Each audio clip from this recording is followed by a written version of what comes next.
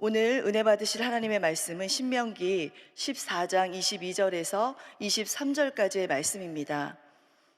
신명기 14장 22절에서 24절까지의 말씀을 다 같이 봉독하겠습니다. 너는 마땅히 매년 토지 소산의 11조를 드릴 것이며 내 하나님 야훼 앞 곧 야훼께서 그의 이름을 두시려고 택하신 곳에서 내 곡식과 내 포도주와 기름의 11조를 먹으며 또 내 소와 양의 처음 난 것을 먹고 내 하나님 야훼 경외하기를 항상 배울 것이니라. 아멘. 한번 따라하겠습니다. 물질의 바알을 뛰어넘으라. 다시 한번 따라하겠습니다. 물질의 바알을 뛰어넘으라. 오늘 본문 말씀이 기록된 이 신명기 14장에는요, 이스라엘이 가나안 땅에 들어가서 지켜야 될 여러 가지 내용이 기록되어 있습니다. 이스라엘의 장례 문화, 그리고 음식 문화, 소득의 11조, 여러 가지에 대해서 기록하고 있습니다. 오늘은 이 여러 가지의 주제들 중에서 소득의 11조에 대해서 함께 은혜를 나눠보고자 합니다. 여러분, 소득의 11조에 대한 얘기를 불편해 하시는 분들이 많습니다. 왜 불편합니까? 네, 돈의 문제이기 때문에 불편합니다. 돈과 하나님, 그쵸? 좀 오래된 책인데 하비콕스의 세속의 도시라는 책에 보면은 현대를 이끌어가는 두 가지 신에 대해서 말합니다. 첫 번째 신은 우리가 믿는 하나님, 진짜 하나님, 리얼 갓. 그리고 두 번째 신은 시장의 신, 마켓 갓이라고 하는데 결국은 돈이라는 거죠. 돈. 지금 이 시대가 진짜 하나님과 돈 하나님의 시대라는 것입니다. 사실 이 책이 좀 오래되긴 했지만 2000년 전에 비할 바는 아니겠지요. 2000년 전이나 여러분 지금이나 똑같습니다. 이스라엘 백성들이 하나님을 섬긴다 하면서도 하나님과 또 바알을 같이 섬겼듯이 지금도 그렇습니다. 여러분, 우상이 형상을 놓고 빌어야지만 우상입니까? 우상이 다른 종교를 섬겨야지만 우상입니까? 여러분, 사탄은 그렇게 밀어나지 않습니다. 여러분, 지금 이 시대에 강력한 우상은, 바알은 바로 형상이 아닙니다. 그리고 다른 종교가 아닙니다. 바로 돈과 성입니다. 사실 이스라엘이 하나님과 같이 섬겼던 바알도 비를 풍족하게 내리게 해서 농사를 잘 되게 하고 또 수확을 많이 이끌어내서 재물의 신, 부자 되게 해주는 신이었습니다. 그리고 그 안에서 온갖 음란한 일들이 굉장히 많이 이루어졌습니다. 오늘날은 이 돈이 하나님과 견줄 만한 그런 신이라는 것입니다. 예전에 기독교 잡지에서 어떤 통계를 봤습니다. 기독교인들에게 질문을 했습니다. 어떤 질문이냐면, 지금 당장 당신에게 1억을 준다면 개종할 마음이 있습니까? 이런 질문이었습니다. 그때만 해도 여러분 1억이라는 돈이 지금보다 가치가 굉장히 컸습니다. 그때 결과가 어떻게 나왔냐면 두려움 없이 개종하겠다가 20% 정도, 그리고 심히 고민이 된다, 그게 제일 많았습니다. 다행인 것은 이 두 가지를 합쳐서 50%가 넘지 않았다는 것은 굉장히 다행입니다. 뭐 다행이라고 해야 될지는 모르겠지만, 그러니까 그만큼 무엇입니까? 돈이라는 것이 하나님과 바꿀 수 있다라는 것입니다. 누가복음 16장 13절에 집 하인이 두 주인을 섬길 수 없나니 혹 이를 미워하고 저를 사랑하거나 혹 이를 중히 여기고 저를 경히 여길 것임이라. 너희는 하나님과 재물을 겸하여 섬길 수 없느니라. 예수님까지도 하나님과 겸하여 섬길 수 없는 존재로 여러분 마귀를 얘기하지 않았습니다. 어떤 다른 능력을 얘기하지 않았습니다. 바로 물질을 말씀하셨습니다. 성경에서 유일하게 이 하나님과 견주어서 비교되는 것이 바로 돈입니다. 그래서 우리가 돈을 유사 전능성이 있다라고까지 말합니다. 우리가 돈 하나님이라고 말하는 것과 마찬가지로 이렇게 물질이라는 것이 이 시대에, 그리고 우리 마음에 하나님과 견줄 만한 엄청난 바알로, 우상으로 자리 잡고 있다라는 것입니다. 그리고 이미 많은 사람들이 그 돈 하나님을 섬기고 있습니다. 그러면 문제는, 하나님은 섬김의 존재이고 또 돈은 섬김의 존재가 아니라는 것부터 분명히 해야 되는데, 그 경계선상에 있는 것이 기독인들에게는 바로 이 11조라는 것입니다. 선을 넘어가면 우상이 된다라는 것이요, 섬김의 대상이 된다라는 거죠. 그렇다면 먼저 성경은 11조에 대해서 어떻게 말하고 있는지 이것부터 분명히 알 필요가 있습니다. 여러분, 11조를 구약시대의 산물이다라고 말하지만 사실 11조는 율법 이전에 시작됐습니다. 성경에서 11조에 대한 최초의 언급은 족장시대였습니다. 아브라함이 드린 11조였어요. 아브라함이 그돌라오멜 연합군을 격파하고 돌아올 때에 마중 나온 살레망 멜기세덱에게 축복을 받고 그에 대한 감사로 11조를 했습니다. 하나님이 드리라고 하지 않았는데 자발적으로 드린 겁니다. 야곱도 창세기 28장에 11조 서약을 합니다. 형 에서를 피해서 도망갔을 때 광야에서 하나님께서 야곱을 축복했습니다. 그러자 내게 주신 모든 것으로 10분의 1을 내가 반드시 하나님께 드리겠나이다 하고 하나님께 드렸습니다. 이같이 족장시대의 11조는 의무가 아니라 그 주신 축복과 은혜에 감사하는 자원하는 차원의 11조였다라는 것입니다. 그리고 모세시대로 넘어가면 모세시대의 11조는 자원하는 차원이 아닌 의무적으로 율법에 규정해 놨습니다. 세 가지 11조가 있었습니다. 먼저 레위인을 위한 11조였습니다. 하나님께서 이 레위인은 하나님의 일을 하는 사람들 아닙니까?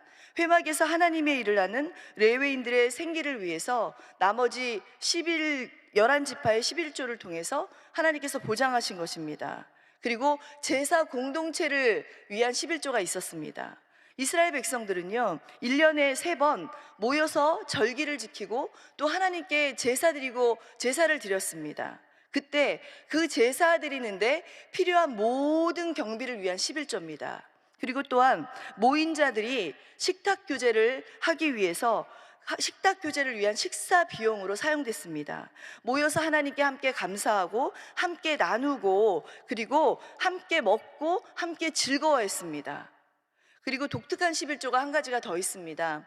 바로 구제 11조였습니다. 많이 들어보시지는 못하셨을 텐데 3년마다 과부와 고아와 나그네를 위해서 드리는 11조입니다. 사회적 경제적으로 소외된 자를 위해서 11조를 내라는 것이죠. 이처럼 소외된 이웃들과 나누는 구제 11조, 그리고 공동체가 함께 모여서 하나님께 제사하고 하나님 앞에서 풍성히 누리고 기뻐하고 그 기쁨을 함께 나누는 제사 공동체를 위한 11조. 결국 11조는 하나님께 흘러 넘치는 그런 사랑을 가지고 결국 이웃과 가족과 함께하는 것을 의미합니다.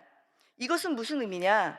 하나님께 드림이나 이웃에게 베품이나 그 본질이 같다는 것을 의미하기도 합니다.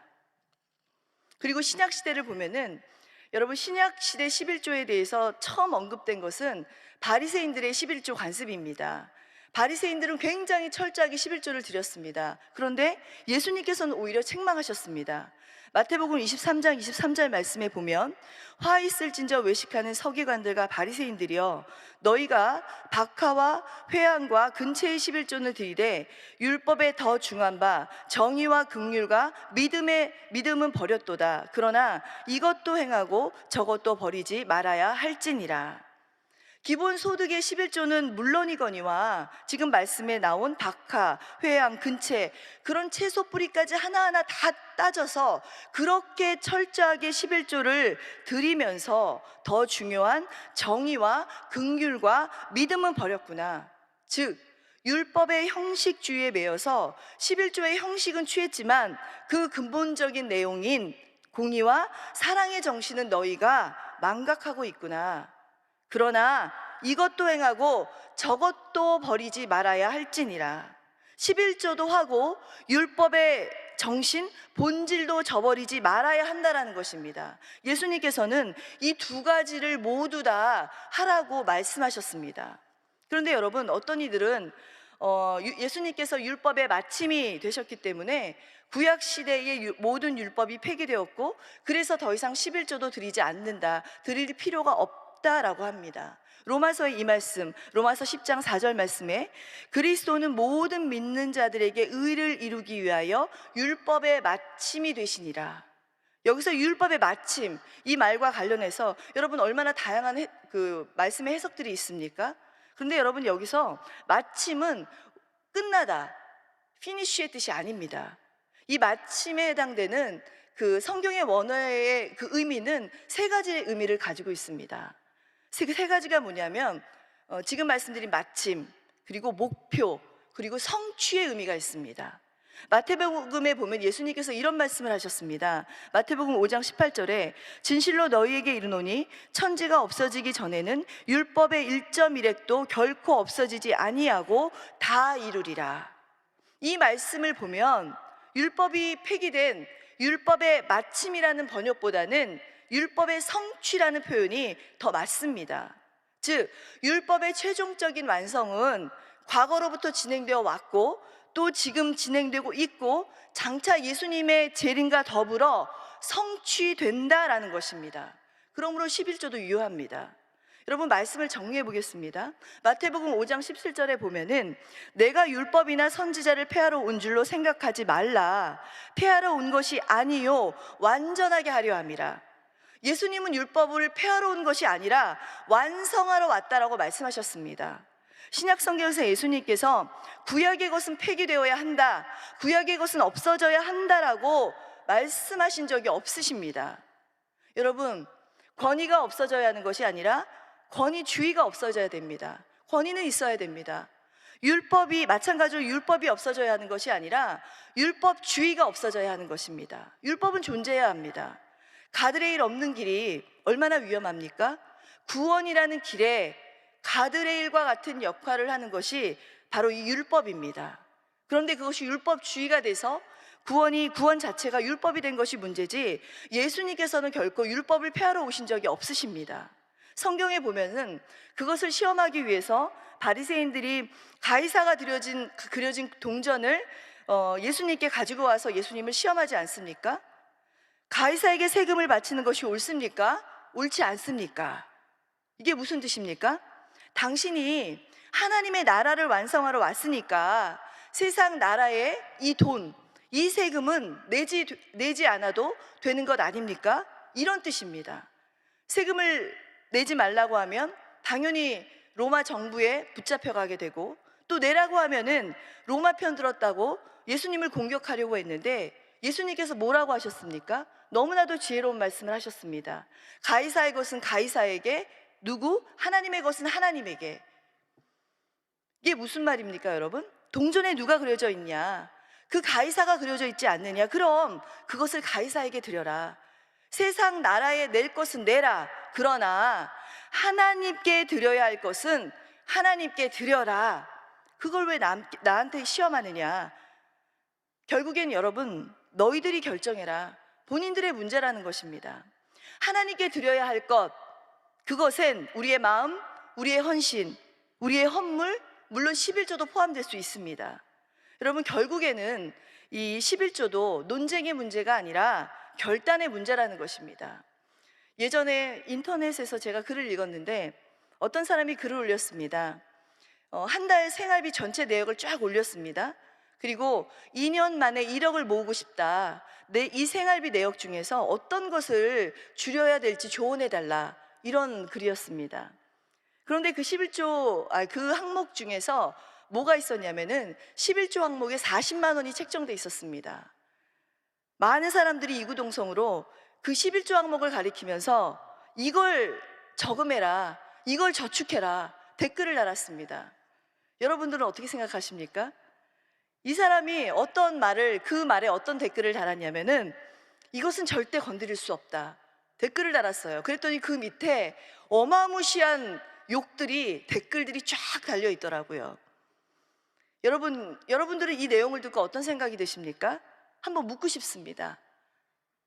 그 11조 저금하면 되겠네, 그런 쪽인지, 아니면 야, 저 사람 대단하다, 11조는 당연히 지켜야지, 이런 쪽인지. 여러분 어느 쪽이십니까? 예전에 신길교회 이기용 목사님께서 우리 교회 지구역장 세미나에 오셨을 때 이런 말씀을 하셨습니다. 목회를 시작하고 나서 너무나도 가난해서 6일 동안이나 굶을 때가 있었다. 그런데 그때 내 수중에는 25,000원의 11조가 있었다. 여러분, 하나님께서는 그 25,000원의 11조로 굶주린 배를 채웠어도 뭐라 하시지 않는 분이십니다. 그러나 굶을지언정 수중에 있던 11조 25,000원을 손대지 않았다라는 것입니다. 즉, 한 개인의 믿음의 결단이라는 것입니다. 요새 젊은이들, 소수의 기독인들 사이에서 11조를 하나님 앞에 드림에 있어서 많은 논쟁들을 합니다. 그리고 그것을 이유 삼아 하나님 앞에 드리지 않습니다. 그 이유를 보면은 11조는 구약시대로 끝났다. 드릴 이유가 없다. 이것은 뭐 제가 앞에서 설명을 드렸고 또 한 가지 생각나는 것은 내가 드린 11조나 헌금을 교회나 목회자가 의롭지 못하게 사용하고 있다. 그래서 나는 11조를 드리지 않는다. 이것이 생각납니다. 여러분, 이런 논리로 가는 사람들은 여전히 그 돈이 자기 돈인 것입니다. 여전히 내 돈이고 그것이 여전히 탐심이라는 것입니다. 그러니까 여전히 또 다른 우상 숭배를 하고 있다는 것입니다. 여러분, 그 영역은 내 영역이 아닙니다. 그것까지 관여하지 마십시오. 내가 심판자가 되려면 내가 하나님 하면 됩니다. 하나님의 것을 그렇게 사용하는 자는, 하나님의 것을 그렇게 사용하는 교회는 하나님께서 반드시 심판하십니다. 사실 이런 수많은 논쟁들, 그리고 그런 질문들이 있지만 여러분, 뭘 인간의 이성으로 논쟁하겠습니까? 다 의미가 없습니다. 여러분, 마음속 깊이 한번 생각해 보시기 바랍니다. 결국에는 하나님을 덜 사랑하는 것 아닙니까? 하나님에 대한 사랑이 그 물질을 뛰어넘지 못하는 것 아닙니까? 우리는 늘 찬양을 하면서 하나님 앞에 눈물을 흘립니다. 하나님, 내 삶을 드립니다. 하나님, 제 인생도 드립니다. 하나님, 내 중심을 드립니다. 그리고 내 생명도 드립니다. 나의 모든 것을 드립니다. 주님, 받아주옵소서. 그런데 여러분, 삶을 깨트린다고 말하면서 물질 하나 깨트리지 못하는 자가 어떻게 삶을 하나님 앞에 내놓겠다는 말을 합니까? 삶을 깨트린다는 것은 생명까지도 드린다는 말입니다. 마틴 루터가 성도의 진정한 변화에는 3가지가 회심해야 한다는 말을 했습니다. 제가 읽어드리겠습니다. 하나님은 3가지 면에서, 사람은 3가지 면에서 진정한 회심을 해야 합니다. 첫째는 머리의 회심이요, 둘째는 가슴의 회심이요, 셋째는 지갑의 회심입니다.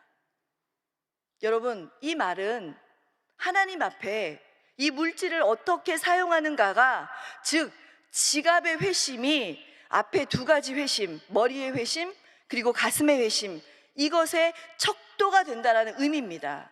좀 더 직설적으로 제가 말씀을 드리면, 하나님 앞에 지갑이 열리지 않는 자는 머리의 회심, 가슴의 회심이 다 가짜다라는 말입니다. 헌신, 노력, 봉사, 충성 다 드렸어요. 그런데 이 물질을 뛰어넘지 못합니다. 그러면 결국 우리도 부자 되게 해주는 신, 이 바알을 섬겼던 이스라엘 백성들과 똑같다라는 것입니다.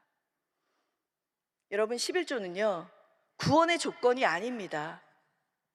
그러나 여러분께서 분명히 알아야 되고 기억해야 될 것은 11조는 성화의 조건입니다. 성화의 조건입니다. 하나님에 대한 사랑이 물질을 뛰어넘는 자만이 드릴 수 있는, 성숙한 자만이 드릴 수 있는 것이 바로 11조입니다. 결국에는 결단과 순종은 여러분의 몫입니다. 그러나 바라기는 저와 여러분이 내 삶까지도 드린다는 믿음의 고백과 같이 어떤 선택의 순간에도 이 물질의 바알을 뛰어넘기를 예수님의 이름으로 축원합니다. 예수님의 이름으로 축원합니다. 기도하겠습니다. 하나님, 내 안에 하나님과 견줄 만한 다른 신이 있습니까? 주님, 그것이 있다면 주님 용서하여 주시옵소서. 내 안에 넘지 못하는 물질의 바알이 무너지게 하여 주시고 하나님 말씀 앞에 순종할 수 있는 무모함이 있는 신앙인이 되게 하여 주시옵소서. 내 삶을 깨트리기 원한다는, 생명까지도 드리기 원한다는 이 고백이 말뿐인 고백이 되지 않도록 우리를 붙잡아 주시옵소서. 또한 나의 모든 소유는 주님의 것이고 나는 청지기임을 철저하게 인정하게 하여 주셔서 믿음의 눈으로 내가 가진 것을 바라보게 하여 주시고 이 땅을 걸어 나가는 동안에 정말 하나님께서 원하시고 기뻐하시는 일들에 담대하게 손을 펼 수 있는 자가 되게 하여 주시옵소서. 이 새벽 주님 전에 가지고 나온 많은 눈물의 기도 제목이 있습니다. 무엇보다도 그 10년 가운데 은혜와 하늘의 평안으로 덮어주시고 부르짖고 간구하고 기도하는 기도 제목마다 환경의 저주가 떠나가며 어둠의 역사가 끊어지며 놀라운 치유와 회복의 역사가 넘쳐나게 도와주시옵소서. 이 시간 연이어 우리가 통성으로 기도할 때에 특별히 기도의 문이 막힌 자 기도의 문을 열어주시고 영의 통로를 활짝 열어주시옵소서. 예수님의 이름으로 기도했습니다. 아멘. 주기도문으로 예배를 마치겠습니다. 하늘에 계신 우리 아버지여, 이름이 거룩히 여김을 받으시오며 나라가 임하시오며 뜻이 하늘에서 이루어진 것 같이 땅에서도 이루어지이다. 오늘 우리에게 일용할 양식을 주시옵고 우리가 우리에게 죄 지은 자를 사하여 준 것 같이 우리 죄를 사하여 주시옵고 우리를 시험에 들게 하지 마시옵고 다만 악에서 구하시옵소서. 나라와 권세와 영광이 아버지께 영원히 있사옵나이다. 아멘.